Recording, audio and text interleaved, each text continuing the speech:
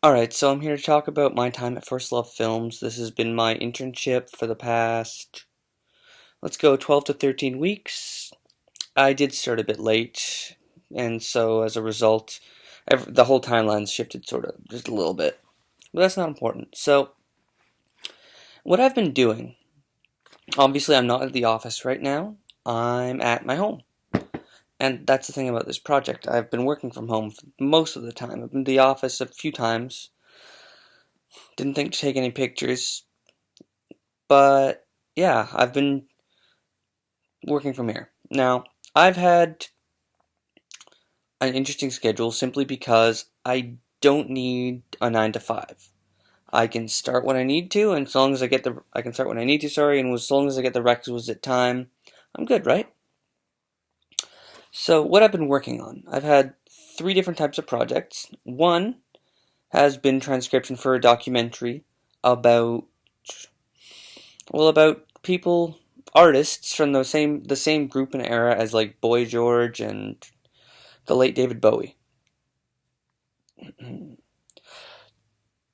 So I've been doing transcriptions for that. That project has lasted most of the time, and I've been working feverishly to get that in such a way that I can, be. Well, I've been putting a lot of work into it. We'll just leave it at that. So transcription, obviously, take the time code, take what they said, write it down, do it again, and I've completed. I could say probably close to, let's see, 30 to 40 hours of transcribed video, made, which is compounded and made harder by the fact that they interrupt each other a bunch. That's not important. That makes me whatever. Point is, yeah, that's the first project. The second project was a script coverage. I got that early on, and basically, I got a script. I read the script, and I gave them feedback on the script. Said, this is what I liked, this is what I didn't like, and it boiled down to would I not make the film.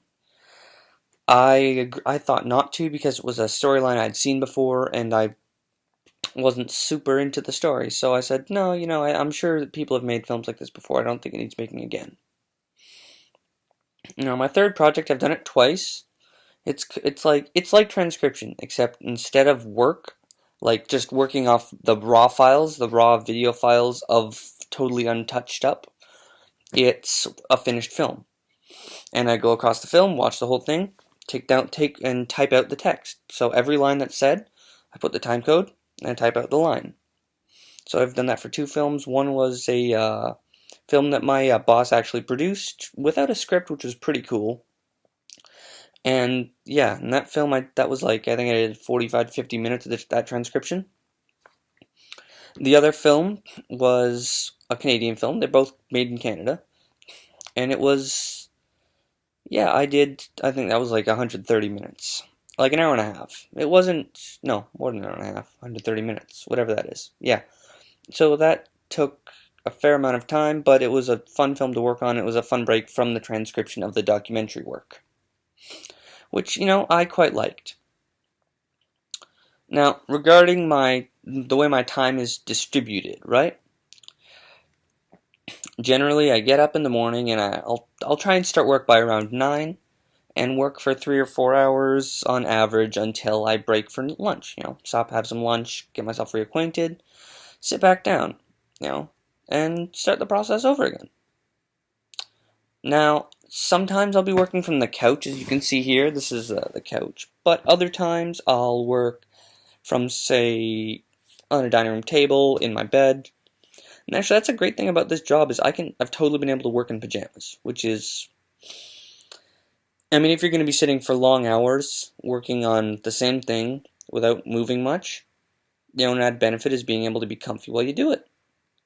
And because obviously I'm in my own home, I'm not only comfy, I'm also pretty, well, emotionally comfortable, I guess you could say. So, yeah, generally in my time with First Love, that's the group I'm with, by the way, First Love Films, I think I mentioned at the beginning. In my time with them, I've worked on, yeah, just doing that for them. And yeah, my contact with the company, his name's Brian Robertson, he is a producer. And basically, you know, we met. I was able to let my personality show, and that was sort of what I could call, you know, a pretty good working relationship because, you know, he says he needs something, I do my best to give it to him as fast as I can. Yeah, so in terms, I guess, of troubles I've had, the biggest one would probably be staying focused because, you know, I have a bit of a learning disability that makes it hard for me to always stay focused, but, you know, generally I'm sitting, I'm working, I'm doing my absolute best and trying to put forth good content for them. Yeah, and mhm.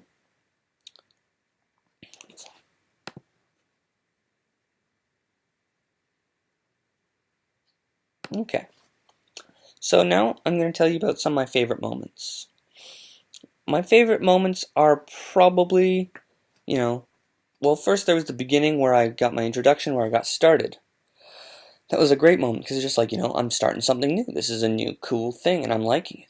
And I was the whole time. And I've never not liked it. I've never got up and said, oh, I gotta get to work. This is awful. I've said, all right, time to do this. This is what I'm doing.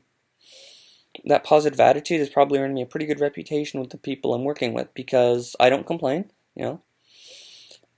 One of my proudest moments, I'd have to say, is I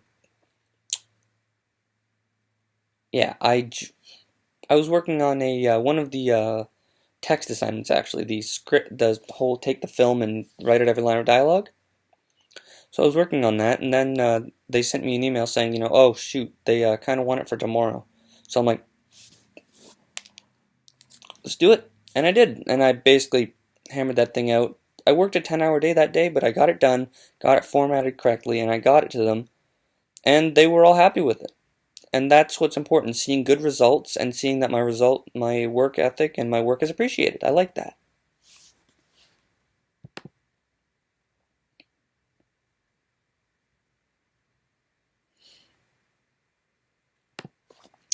Regarding my next career step, I'm probably gonna have to say, well, right now I'm gonna focus on making some money, you know, getting my life together. But I I like what I did, but it's not what I truly want to do. I still want to get into props and wardrobes, so I'm gonna go to the places around the city, be like, hey, you need a guy, I'm your guy. You know, a few places, drop a resume here, drop a resume there. Hopefully, somebody sees what I've been able to show, and they'll give me a chance to do what I want to do, which is probably props. Regarding my next career step, I'm gonna say make some money, get myself into a position where I could be, you know, not working for a portion of time while I look for work, and then joining and doing something I truly love. And I honestly, because I don't think I'll be getting a job here just because the benefit of this to them was that it was unpaid. But I think that, you know, the time I spent here is going to give me more than enough working real world experience and to join somewhere else, somewhere where I can do what I truly want to do with my life.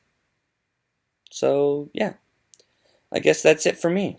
Thank you guys for the great 3 years, those of you who might see this. Thank you for the fantastic program, and thank you, Chris and Karen, for helping me out so much with this internship. Which, although I started late, I like to think I finished on a high note, in like a in like a lamb out like a lion, as I'm sure nobody says because the actual one is the opposite. This is me signing off on what could be one of the final days of my internship.